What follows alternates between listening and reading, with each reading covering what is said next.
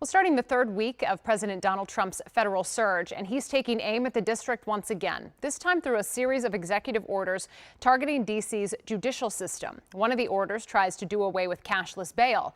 As our Rafael Sanchez Cruz tells us, Rafa, the president is suggesting what's happening in D.C. could happen in other cities.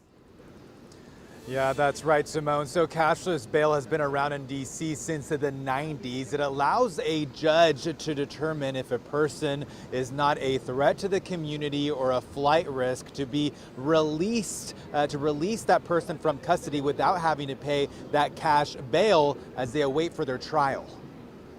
But in the last 11 days, we've had no murders. From the Oval Office today, President Donald Trump took credit for D.C.'s latest crime numbers. Washington was the most dangerous place in this country, and now, you know what? It's probably the safest place in our country. 11 days with no homicides in a row. Care to respond to that? And no, I don't. So important. President Trump signed an executive order today trying to push D.C. to end its cashless bail policy. Cashless bail.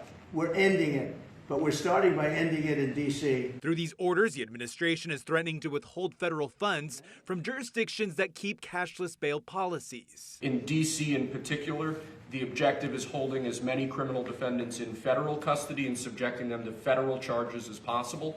That means that they'll be held pre-trial in federal jail. Mayor Murrell Bowser has stood behind expanding pretrial detention, meaning serious crime offenders are held in jail as they await trial. The contentious policy has been long debated by the D.C. Council and is currently temporarily in place until late next year. I frankly think that has worked better than any system. Bringing back cash bail to the district, it would likely lead to more people being incarcerated pre-trial. The ACLU of D.C. disagrees with both the president and the mayor. Pre-trial releases in D.C. are not the cause or driving crime rates up.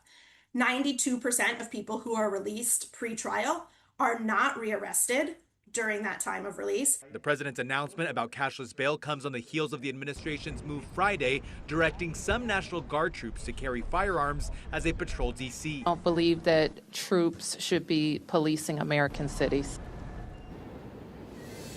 Yeah, and tonight, D.C. Delegate Eleanor Holmes Norton is demanding answers about the deployment of the National Guard here in the district. She's asking the Department of Defense and the National Guard Bureau to answer questions about the legality, the mission, and the price of this deployment that she says is unwarranted. Live outside the White House, I'm Rafael Sanchez Cruz. Back to you, Simone. She made it very clear she disagrees wholeheartedly with the deployment of troops within the district. Rafa, thank you.